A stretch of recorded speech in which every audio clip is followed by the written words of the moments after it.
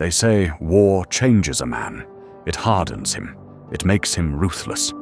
But for one Athenian soldier, war didn't breed violence. It planted the seeds of wisdom. His name was Socrates, a man who fought for Athens but questioned everything it stood for, a man who faced death not with fear but with philosophy. And though he died by the hands of the very city he was once protecting, his ideas didn't die. They became immortal. This is the story of Socrates, the man who chose truth over survival.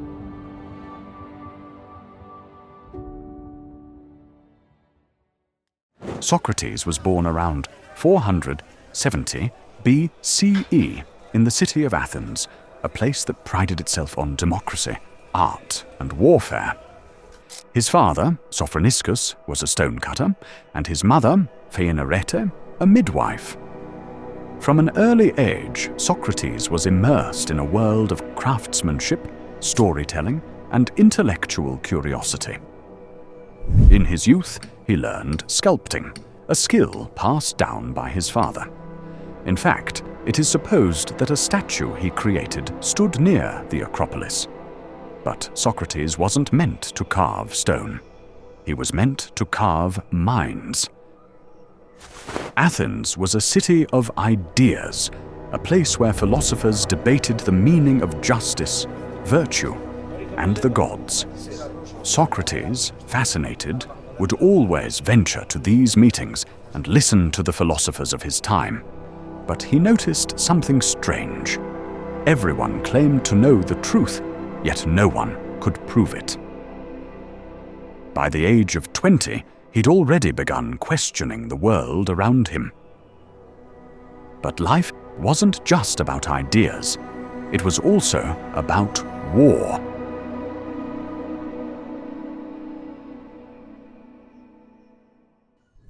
By the age of 30, Socrates wasn't just a thinker, he was a fighter.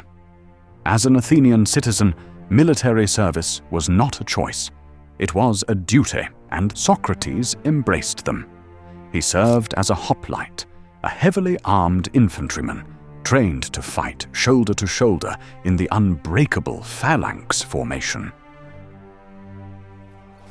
Years had passed by, and during those years, he fought in some of the most grueling battles of the Peloponnesian War, such as Potidaea, Amphipolis, and Delium, a brutal conflict with Sparta that threatened to tear the Greek world apart. His endurance and composure in the face of chaos earned him admiration from his fellow soldiers. According to Plato and Xenophon, Socrates saved the life of Cjbeards, the brilliant but reckless Athenian general, carrying him to safety after he was wounded in battle. Unlike his fellow soldiers, he didn't crave glory. While others celebrated their victories with feasts and wine, Socrates would sit alone, deep in thought. He had seen firsthand the horrors of war, a different truth, one that no sword or spear could resolve. The way men who fought side by side could turn on each other for power. The way his city, a city of intellect and beauty, was being consumed by its own ambitions. As Athens was crumbling under the weight of conflict, he was beginning to see that the real battle wasn't fought on the battlefield. It was fought in the mind.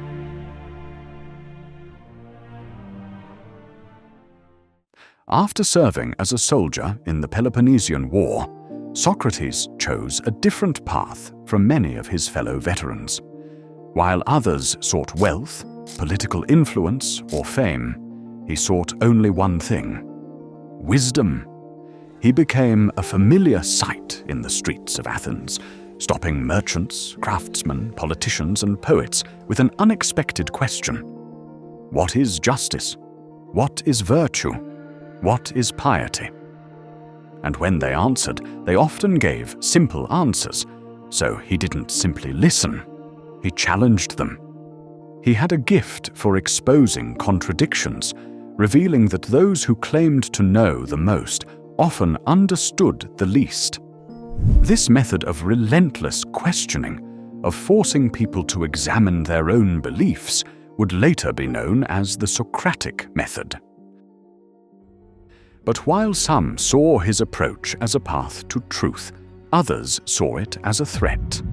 The politicians feared him, afraid that his questions would undermine their authority.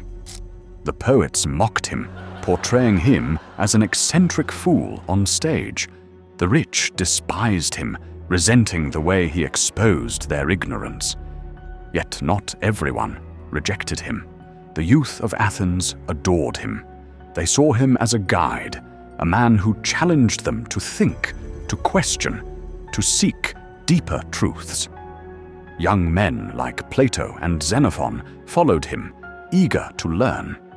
But in a city still scarred by war and political turmoil, questioning the very foundations of its society was dangerous, and Socrates was about to pay the price. In 399 BCE, Socrates was put on trial. The official charges: corrupting the youth of Athens and failing to worship the gods of the city. But behind these accusations lay something far deeper: fear. Athens' democracy, once proud and powerful, was now fragile. Socrates had been an outspoken critic of Athenian politics and had ties to some of its most controversial figures, including Critias, who had briefly overthrown democracy. But it wasn't just politics. Socrates' relentless questioning had made many of Athens' most powerful figures uneasy. His method, forcing people to examine their own ignorance, had won him admirers among the youth, but enemies among the elite. Before a jury of 501 members, he did not beg for mercy. Instead, he defended himself with philosophy. In Plato's Apology, he famously declared, "The unexamined life is not worth living." The jury was outraged, and rather than seeking sympathy, Socrates doubled down. He compared himself to a gadfly, sent by the gods to stir Athens from its complacency, to keep its people from sinking into ignorance and blind tradition. Then came the verdict. The jury voted. 280 found him guilty. By Athenian law, Socrates was given a chance to propose his own punishment. He could have chosen exile or a heavy fine, both of which might have saved his life. Instead, he mocked the very idea of punishment. With biting sarcasm, he suggested he should be rewarded with free meals for life, an honor typically reserved for Olympic champions. If there had been any hope of leniency before, it was gone now. A second vote was taken, this time to decide his fate. By an even greater majority, Socrates was sentenced to death.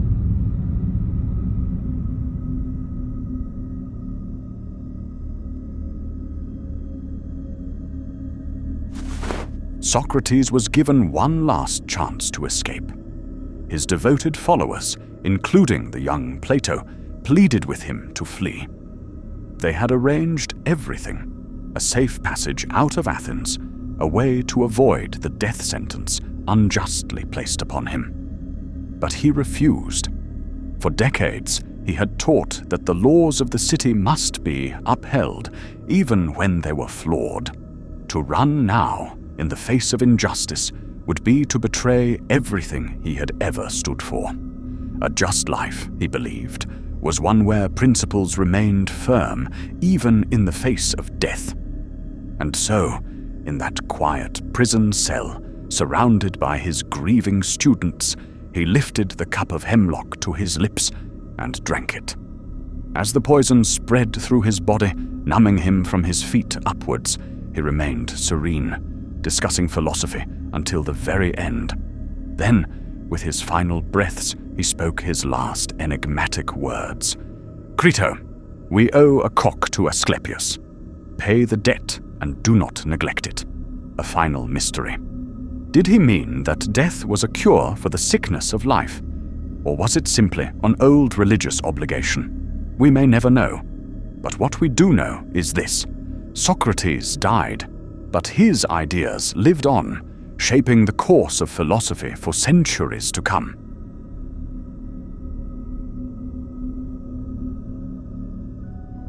Socrates' death did not silence him.